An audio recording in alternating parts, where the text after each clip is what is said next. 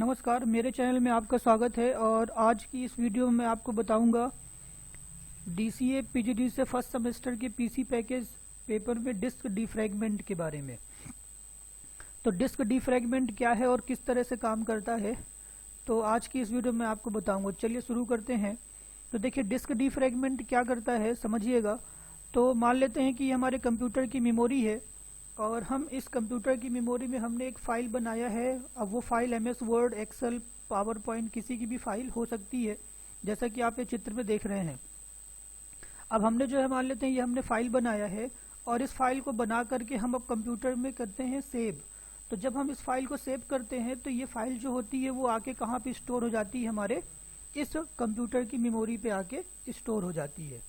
अब स्टोर होने के बाद जब हम इस फाइल को, अब काम होने के बाद अब हमारे पास इस फाइल की ज़रूरत नहीं है, तो हम इस फाइल को करते हैं डिलीट। तो जब डिलीट करते हैं तो ये फाइल जो है इस स्पेस से क्या हो जाती है, डिलीट हो जाती है। और डिलीट होने के बाद अब ये जो स्पेस है ये क्या हो गया, खाली हो गया। अब इसके बाद हम जो है फिर से कोई फाइल बनाते हैं।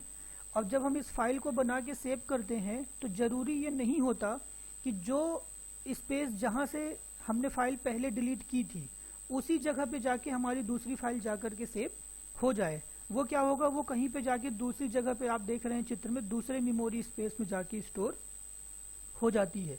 तो आपने देखा कि यहाँ पे जो हमने फाइल स्टोर किया, ये हमने यहाँ पे हमारी फाइल आके स्टोर हो गई और जो ये स्पेस था ये स्पेस अब क्या है, खाली रह गया। अब यहाँ पे कोई भी फाइल अभी स्टोर नहीं है।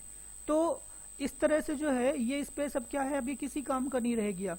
तो इसलिए जो है इस तरह की जो स्पेस है जो कि अभी उपयोग में नहीं है, उन स्पेस को फ्रेगमेंटेड करने के लिए, फ्रेगमेंटेड का मतलब होता है हिंदी में अपन उसको खंडित कहते हैं।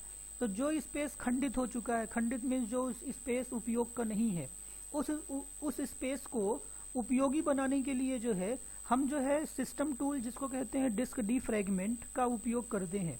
तो डिस्क डिफ्रैगमेंट क्या करता है, ये जो हमारा खाली स्पेस, जो हमने हमारी मेमोरी की जो खाली स्पेस है जो किसी काम की नहीं है, उन स्पेस को ये क्या कर देता है, मैनेज कर देता है।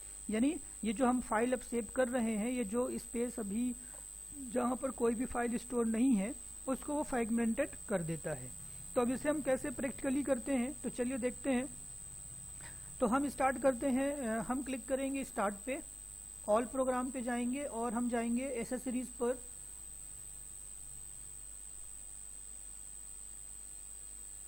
एसेसरीज पे जाएंगे। एसेसरीज के बाद हम जाएंगे यहाँ पे सिस्टम टूल पे जाएंगे। सिस्टम टूल के बाद ये है आपका डिस्क डिफ्रैगमेंट, हम यहाँ पे क्लिक करेंगे। तो आप देख रहे होंगे यहाँ पे देखिए लिखा हुआ है disk defragment consolidate fragmented file on your computer hard disk drive to improve system performance.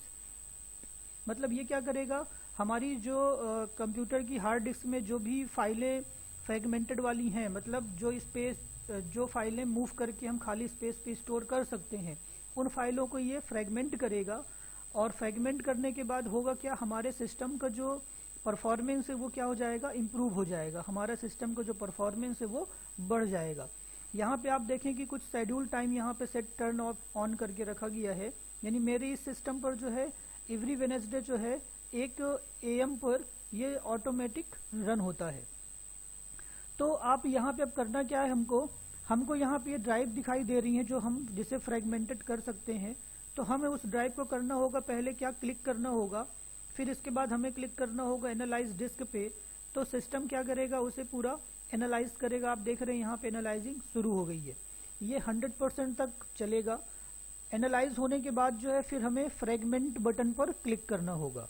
तो चूंकि ये प्रोसेस एक लंबा टाइम लेता है, जहाँ पर आपको आधे घंटे का भी समय लग सकता है, 1 घंटे का भी समय लग सकता है। तो इस तरह से जो है हम इस टूल का यूज करके अपने सिस्टम के उन अननेसेसरी स्पेस जो किसी काम के नहीं हैं उन्हें हम उपयोग में ला सकते हैं। और जो फाइलें यहाँ वहाँ बिखरी हुई हैं, ये जो फाइलें हमारी मेमोरी पे यहाँ वहाँ फैली हुई हैं, वो फाइलें व्यवस्थित होकर के मेमोरी में स्टोर हो जाती हैं। और स्टोर होने के बाद हमारे सिस्टम का जो परफॉर्मेंस है वो इंक्रीज हो जाता है, बढ़ जाता है। तो इसलिए जो है हमको डिस्क डिफ्रैगमेंट का उपयोग अपने सिस्टम में समय समय पर उपयोग करते रहना चाहिए, ताकि हमारे कंप्यूटर का जो परफॉर्मेंस है वो बना रहे, बढ़ा रहे। तो उम्मीद करता हूँ कि आपको ये वीडियो पसंद आई होगी, और अगर आपको ये वीडियो अच्छी लगी हो तो प्लीज़ लाइक करें, सब्सक्राइब करें। Thank you.